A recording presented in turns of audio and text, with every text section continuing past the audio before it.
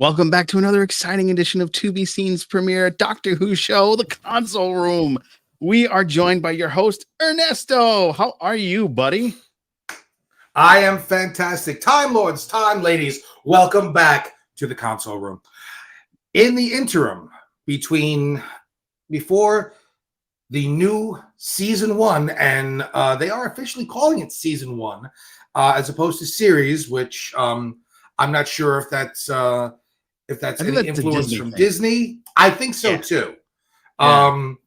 But before season 1 premieres, the first episode of season 1 premieres, well, you know what? We want to keep coming to you.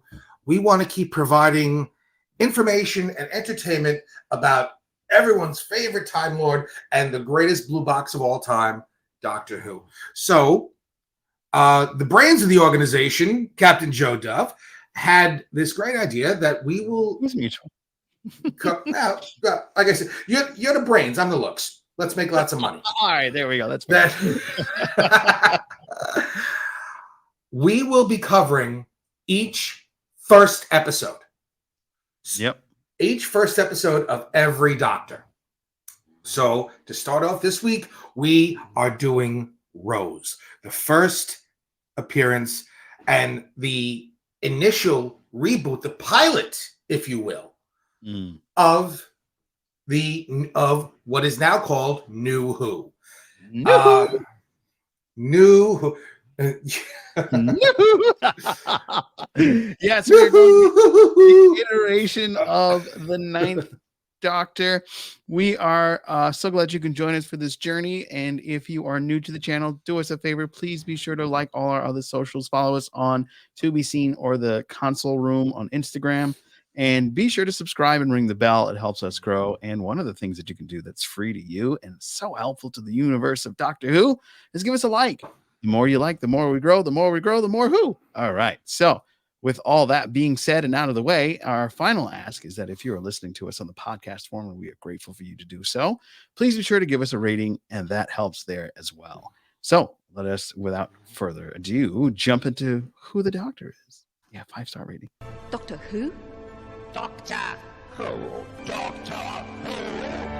Doctor Who? Fellas, you're never going to stop asking.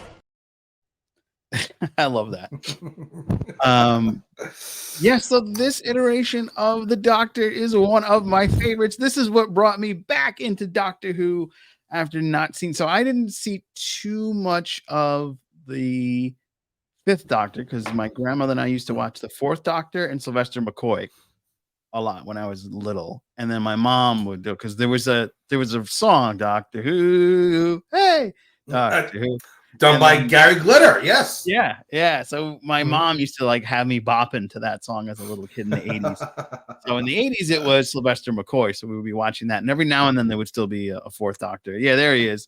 I had the pleasure of meeting him. Amazing guy. He is so amazing. But in this iteration, we are talking about Christopher Eccleston's 9th Doctor. I felt this was swagger and swab about him, with a little bit of giddiness and joy that made me like instantly take to this Doctor. I was like, oh, I'm okay. Let's go. Yeah. You know what I mean? Like, I don't know about you. I think a lot of it depended on the episode. The first few episodes, yeah, there was a swagger to him. You know, it was, a fairly new regeneration. So he was just getting to who he was, but he still had, and he drops hints about the Time War in this episode, in the pilot episode. So you could tell the Time War is fairly new. So he's still got a little PTSD going. Yeah. And then I believe it's 4 episodes into the season, we have the return, and we see a Dalek. The first Dalek that the Doctor has seen since the Time War. And there's a fantastic scene. If you haven't seen it in a while, I believe that this one particular scene is on YouTube, so you might want to check it out. But it's this interaction between the Doctor yelling at this Dalek that's chained up, and you could see Eccleston's face just turning red and just the anger, so much so that he actually it's yelling at the Dalek, and spittle comes out of his mouth. It's so powerful. And this is where you really learn about what the Doctor has been through the Time War. So leading up to that episode, yes, he's going to be a little bit more devil may care, even in the face of sudden death and the devastation of his favorite planet, Earth. He's cracking jokes. Yeah. And another thing I like about Christopher Eccleston's version of Doctor Who is he's not your typical, like his face structure. He's got the blue eyes, and he's got that really badass leather coat, which I thought kind of matches Shooty's badass leather coat. Like, definitely. Shooty's is a little bit longer though. He's got a great like a 3/4 length. Yeah. But a little bit about this Doctor, Christopher Eccleston. Born 16 February 1964. He is the first actor to play the Doctor after Doctor Who initially premiered. So up until then, there were always these older actors who had grown up with Doctor Who, and as did Christopher, but he actually was born after Doctor Who premiered in 63. He was known to American audiences. His two biggest roles were in the film Elizabeth in 1998. He played the Duke of Norfolk. Oh, wow. In 2002's 28 Days Later, he played Major Henry West. Yep. And it's funny because I saw that first, and then I got into Doctor Who. And I went, oh, it's the guy from 28 Days Later. 28 Days Later is very underrated. So good. So good. It is fantastic. You guys do on the 2BC network, which I am so proud to be a part of. Very glad. You guys do a horror movie. Yeah, we do podcast. We do 1 week later, which is myself and Billy, and we get into some of the more fun horror movies, and we do some of the big premieres 1 week after they've come out. We did Godzilla, which is one of our best videos in a while. I saw that. That was fantastic. Yes. Yeah, it was fantastic. Fantastic. Yeah. So we have a lot of fun talking about movies for sure. We love all types of Well, if you happen to decide to do 28 Days Later, let me know. I'd love to be part of it. Love some cross promotion. I'm all about that. And then Christopher Eccleston was only on the show for 1 year.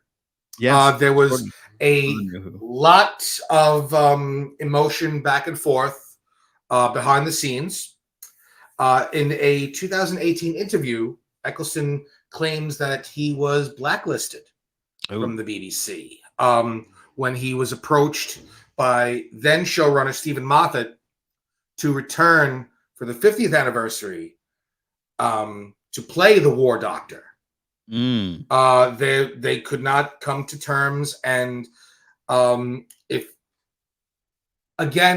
we here at the console room try not to take sides because this is one of those he said, they said situations. So I will say that according to Eccleston himself in this 2018 interview, he claims that the BBC blacklisted him. And it was only recently that he came to terms with the fandom, with the fans themselves. He actually goes on to say that it was the fans who actually helped him get over his hard feelings about the show, the franchise, and it's because of the fans and the love that they have given him that he actually has reprised the role of the Ninth Doctor in Big Finish audio productions.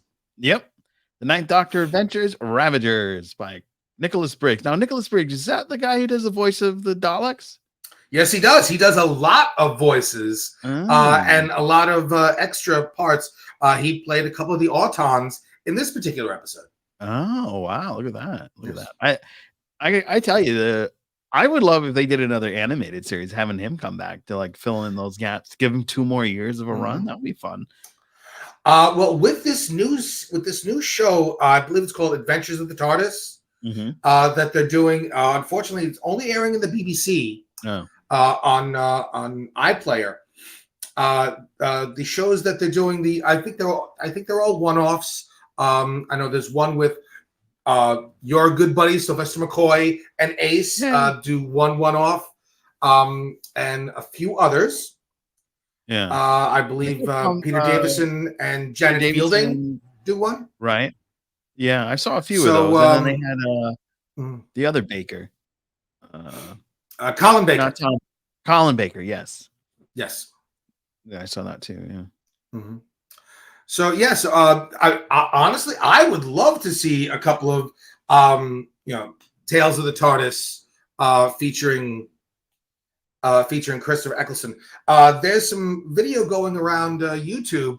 Apparently, Mr. Eccleston and Billy Piper were at a convention recently where they were asked about returning. Chris made his laundry list of demands to return to Doctor Who. Perrier. Perrier would be the easy part of what he asked for. I'm sure. But I'll let the fans do their own research and read that and watch that video. But as a fan, I would love to see Nine and Rose back together.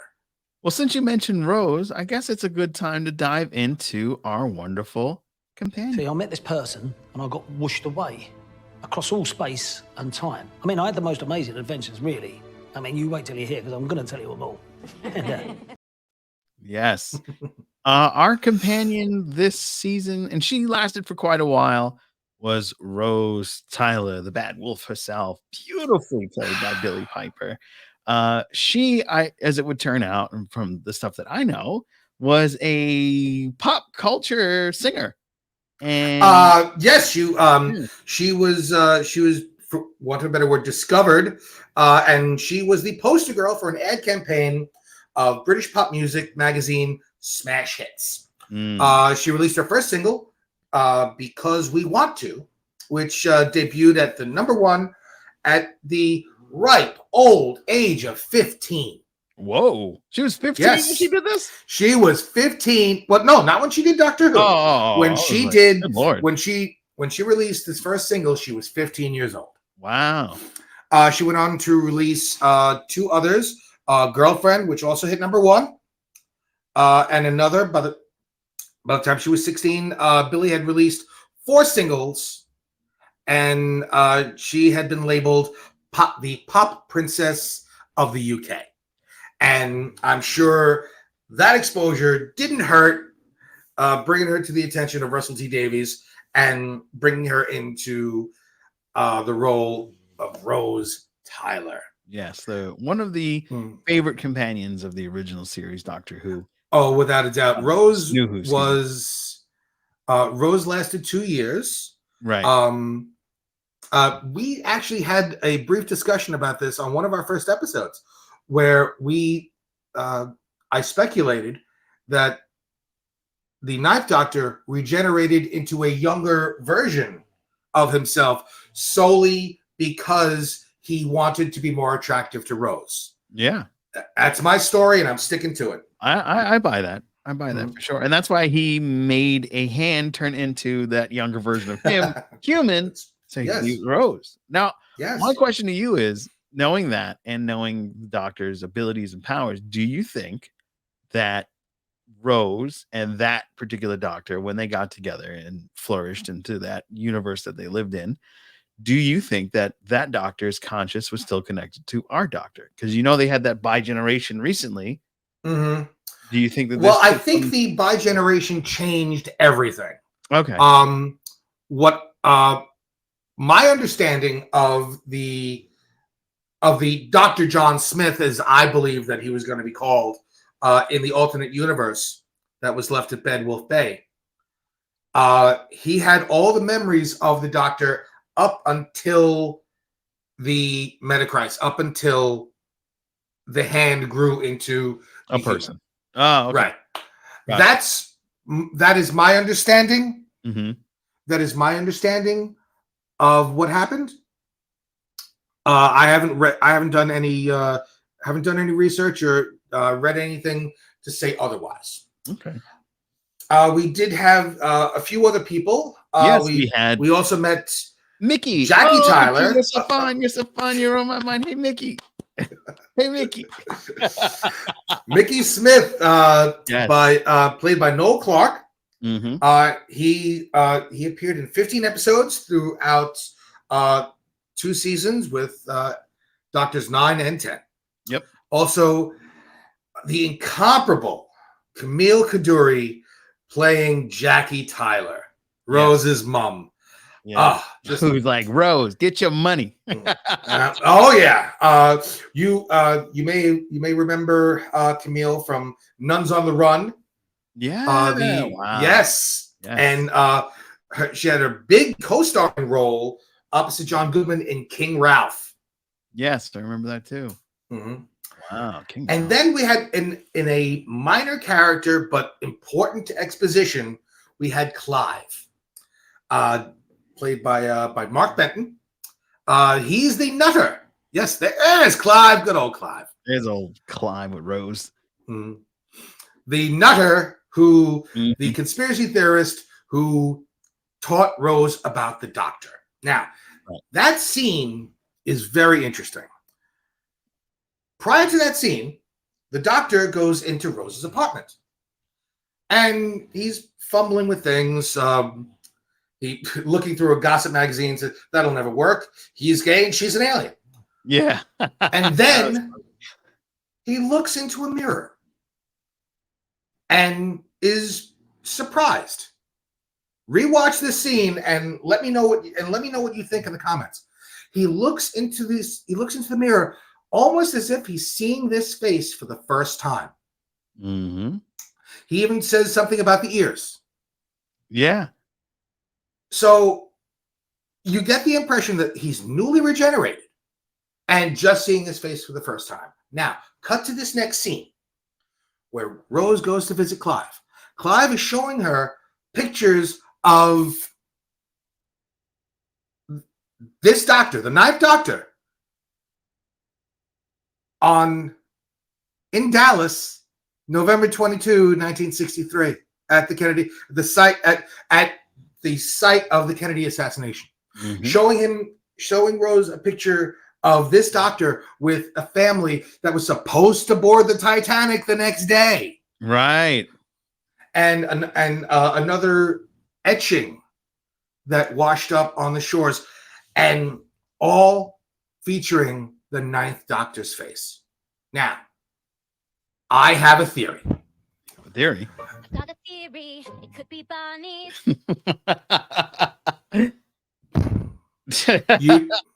Yes. You just buffied me. I buffied you. Yay! I've got a theory. It could be bunnies. But what is your theory? Well, it's not bunnies. No. But now the two scenes don't work, because one says that he's been around at least for a while, which would mean that he would have looked in a mirror prior to this. Right. And then you have the scene saying that this is the first time he's around. So, just like the TARDIS translation matrix stays with you after you leave and you can still understand. Just like the chameleon circuit in the TARDIS, granted, it is stuck in TARDIS yard and the TARDIS always looks like a police box. Is it possible that any picture of the Doctor will also change as to his current regeneration? Oh, that is a cool theory. I mean, there is absolutely no basis for this theory whatsoever. No. Like most stupid conspiracy theories, it fits the facts. So yeah, that's a cool one. That's a cool one. Thank you. Yeah, thank you. This has bugged me for 19 years. Wow. Oh my God, this 19 years. Oh Yes, next year yes. this is a 20-year Mhm. episode. Wow. Yes, this episode aired. It aired in the U.S. on, of all places, the Sci-Fi Channel. Yeah. How far Doctor Who has come in the U.S. Yeah. In March of 2005. Wow. So 19 Oh, years. yeah. Love the Sci-Fi Channel was fun back in the day.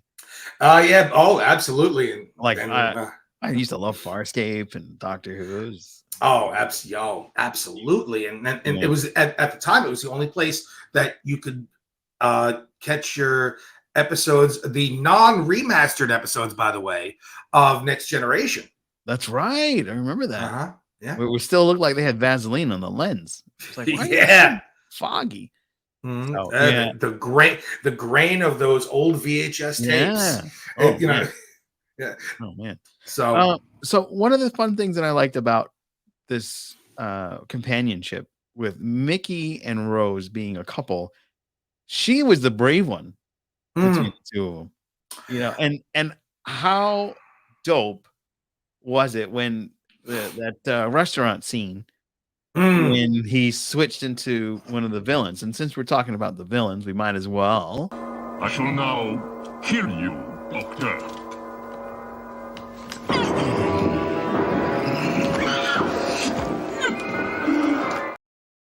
Yes, the villains in this one were automated mannequins, which I'm sure is the nightmare fuel for every kid that has to sit in the mall with his mom and dad getting clothes and seeing those things. It's like, oh man, well, how awful would it be if those things came to life? Or somebody watched the movie, I think it was Mannequin. Remember that movie in the 80s? I remember the movie. I remember the movie very well. But I also remember where the Nestine Consciousness and the Autons first debuted in Doctor Who. Oh, this is not their first appearance? No, it is not. Oh, their first appearance was yet another first appearance. It was the John Pertwee premiere. Oh. Spearhead from Space in 1970. Wow. So the Autons have been around since 1970. And yes, at the after they aired, I don't know the month. I don't have the air date of Spearheads from Space, but I do remember reading something that just like after the Daleks premiered, the population of England were all running around screaming "exterminate," especially the children.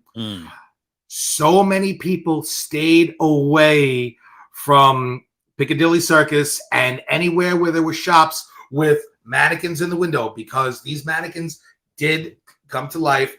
Just as in this episode, they did it in Spearhead from Space in 1970, and with even more low budget special effects, killing people was this plastic. And speaking of those special effects, you want to talk about dating your production. Look at that. Like, that's obviously somebody with a glove on. Like, come on. Yeah. Well, that little bit of CGI of the Doctor hitting Plastic Mickey with the with the champagne. You know what? For 2000, let's say 2004 was the production date. For 2004, on a TV budget, on much less a BBC budget. Yeah. That was pretty damn good. That's true. I agree. That was pretty damn good for 2004 on that budget. Yeah. So, credit where it's due. And it was, I'm sure at the time, it was surprising and I wouldn't say earth-shattering, but again, CGI was still in its infancy, in those days, and it was very seldom used on television here or in the UK because it was so expensive. So for this production to use CGI, that I'm sure that took up a huge chunk of the production budget. I agree.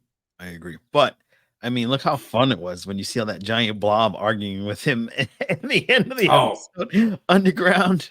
I thought that was so fun. And then he already had a fix to get rid of them with that serum. Like He had to show that. Look, I'm here to talk. I don't remember the exact statutes of the Shadow Proclamation, but that is something that will be brought up. It's still brought up.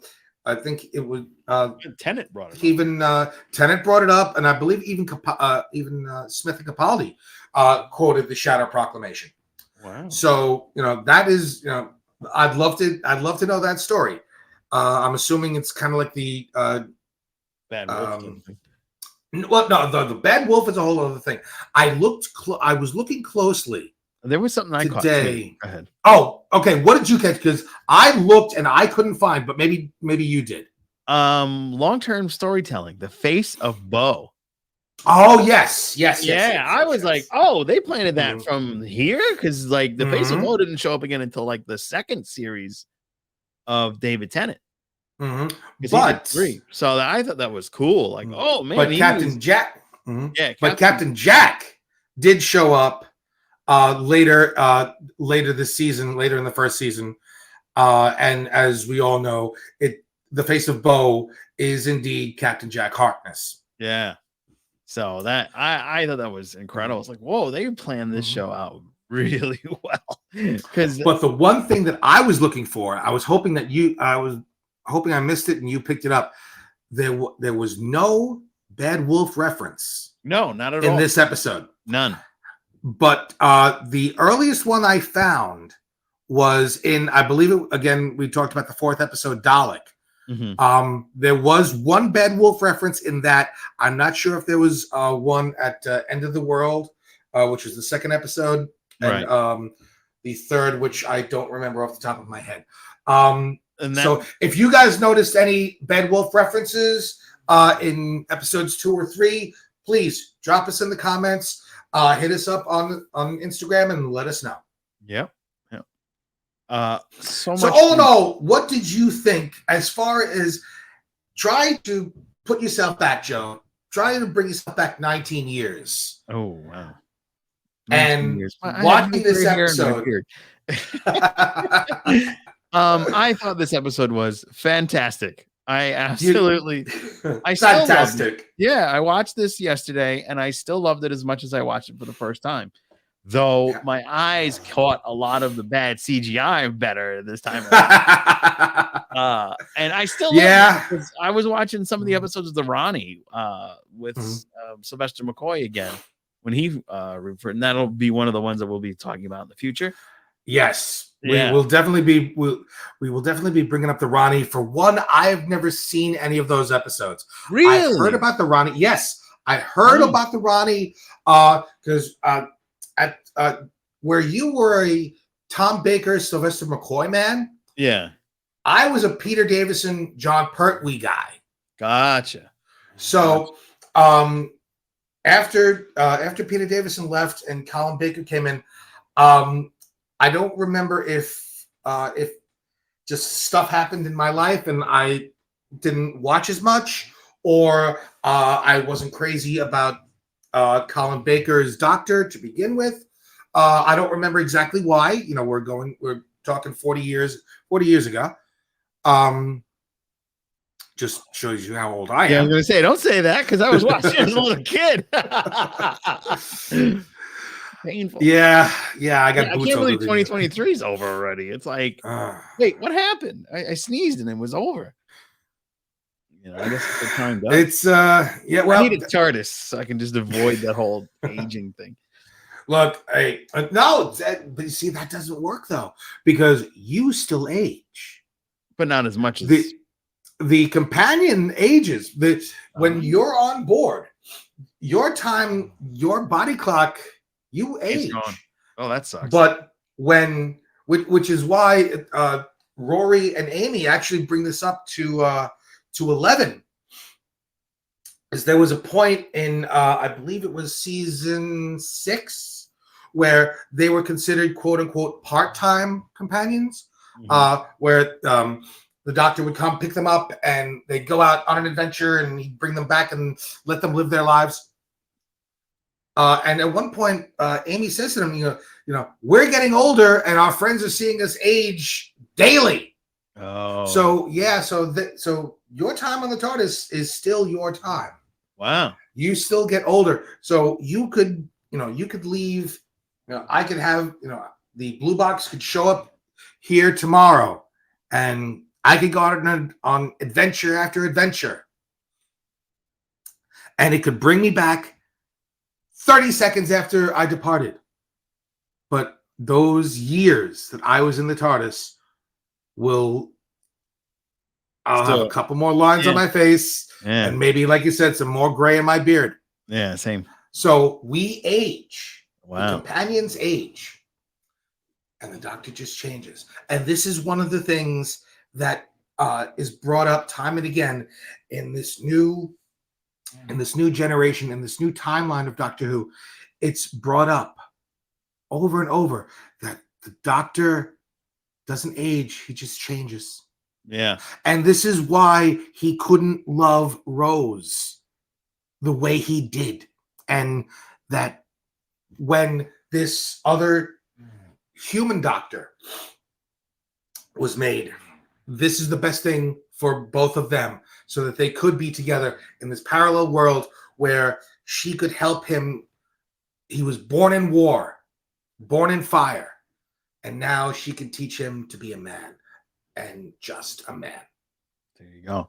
What a great way to wrap up this inaugural episode of the New Doctors. And this is the first one that we're doing. We'll be back soon with our next one, but be sure to go and check out our good buddies all around the internets. And we're talking about the Jason Roy Gaston channel, where comedy goes to die. Join Jason and all his furry friends as they go off into wondrous adventures of their own.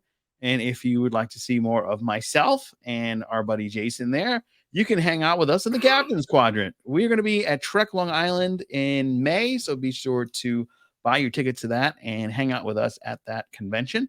And of course, we got to give love to our producer, Jason Hatswell, over at Pop Culture Spread every Friday night, 6:30 p.m. in the USA and Saturday, 9 a.m. in Australia, over at the Pop Culture Spread YouTube channel and where all podcasts are listened to. And of course, we got to say what's up to our friends, the Sci-Fi Queens. Be sure to check them out bi-weekly. This has been a great way to start off a new wave of the console room. So be sure, again, that you follow us on all those wonderful socials, on Instagram especially, at To Be Seen and the Console Room. We have Ernesto. You can reach out to him all the time and, hit him up. Please let me know. Let me know what you think of my crazy theories. Let me know. Maybe it is bunnies. Got a theory. It could be bunnies. And then you're making this a thing, aren't you? I'm going to make it a thing. That's going to be the permanent. And be sure to subscribe and ring the bell and give us a like. It's absolutely free. Until next time, I'm Captain. A cheap plug for next time. We will be doing Christmas Invasion, which aired in 2005. The first episode with the newly regenerated David Tennant. There we go. I was going to ask you off scene which episode we're doing, but now I don't have to. Until next time, folks, take care. Good night.